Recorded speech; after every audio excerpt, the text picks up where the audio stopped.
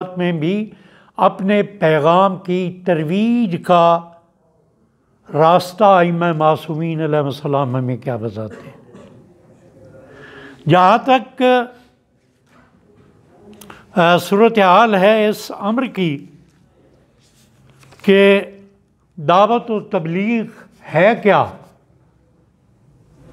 तो बड़ी एक वाज़ेह तौर पे हमें ये जहन में जब ये ज़िक्र करते हैं कि दावत और तबलीग, तो हमारे जहन में ये एक वाज़ेह तस्वुर आ जाता है कि दीन मुबीन के पैगाम को लोगों तक पहुँचाना।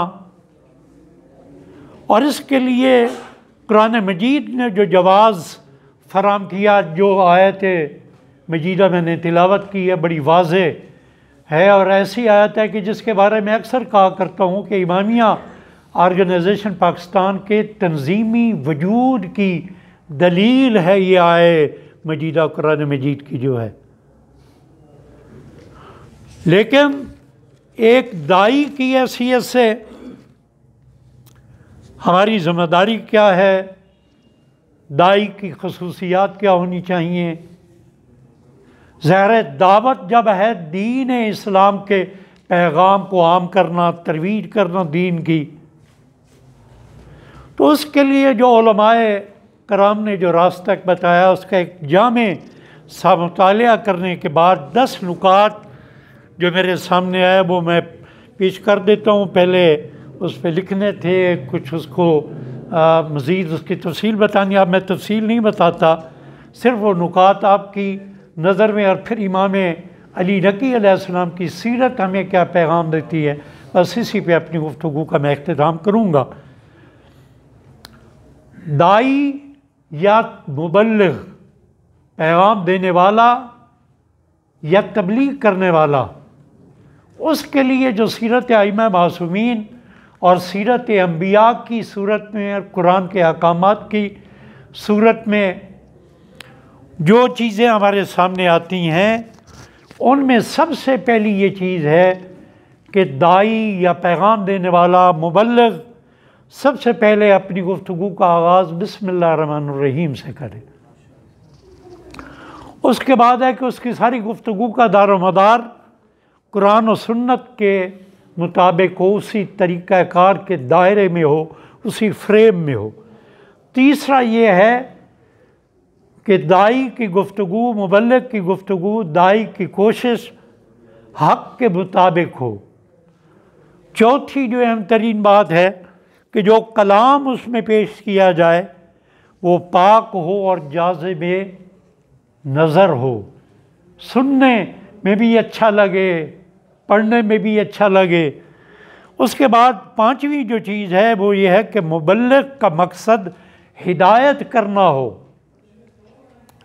अपनी इल्मियत का सिक्का बिठाना ना हो, मरगूब करना ना हो किसी को, बल्कि वो हिदायत करना उसमें मकसद हो। उसके बाद है कि कलाम में हुस्न हो, यानी लाठी चार्ज ना किया जाए उस तबलीग के ज़रिए, बल्कि ऐसा अंदाज में खूबसूरत अल्फाज के चुनाव के साथ उस पैगाम को पहुंचाया जाए।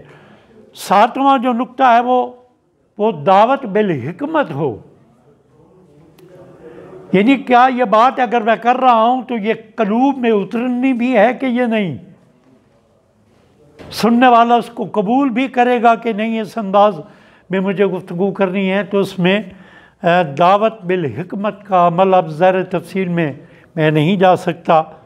फिर यह है कि इस दावत में मौइज़ा हसना हो, उसमें भी ये ख्याल रखा जाए कि इस अंदाज में ये बात की जाए कि अगला बंदा उस बात को सुनकर मुश्तइल न हो जाए। मैं इस अंदाज में तबलीग ना करूं कि वो मजबूर हो जाए, इस नशस्त से उठ के बाहर चला जाए। ये एक दाई के लिए एक लाजमी होता है। उसके बाद है कि दावत बिल मुजादला, ये जब हुस्न कलाम का असलूब भी अपना लिया जाए, हिकमत का असलूब भी अपना लिया जाए, मौइज़ा हसना का भी असलूब अपना लिया जाए, तो उसके बाद मुजादला की सूरत हाल आती है। इसमें मैं तफसील में इस वक्त नहीं जा सकता। उसके बाद है इस्तदलाल हो, सारी जितनी भी गुफ्तगू की जाए जो अमली कोशिश हो उसमें इस्तदलाल हो। तो ये तो वो 10 नुकात हैं कि जो आपके अज़ान तक पहुँच गए। इसके लिए जो नमूना अमल है, जो तरीक़ाकार है, यानी ये रास्ता हमें कुरान ने बताया, सुन्नत अंबिया ने बताया। हमारे लिए नमूना अमल सीरत आइम्मा मासूमीन अलैहिस्सलाम है। और आज की इस नशिस्त में मैं सीरत आइम्मा मासूमीन के कुल्ली नुकात को छोड़कर सिर्फ मैं आ रहा हूँ सीरत इमाम अली नकी अलैहिस्सलाम पे। अल्लाहुम्मा सल्ली अला मुहम्मद। सिर्फ एक बात मजमूअन करते हुए कि सीरत आइम्मा मासूमीन अलैहिस्सलाम एक दाई के लिए, दावत देने के लिए जो मैदान में निकला है, जो मुबल्लिग है, उसके लिए सीरत आइम्मा मासूमीन गाइडेंस क्या देती है। वो 4 नुकात हैं गाइडेंस के सीरत आइम्मा मासूमीन ने, जो आइम्मा मासूमीन ने करके दिखाया। क्या करके दिखाया?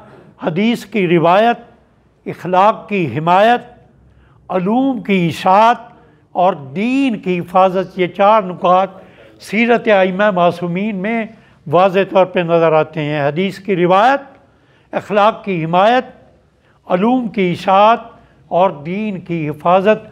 तो एक दाई के सामने भी यही चीज़ें होनी चाहिए।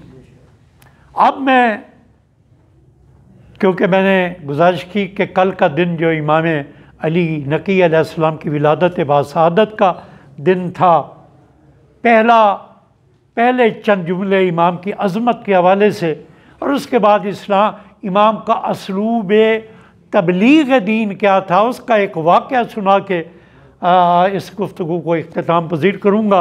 एक दफ़ा मिल के बाबा ज़ुबलन सलवात पढ़ लें। सल्लल्लाहु अलैहि वसल्लम।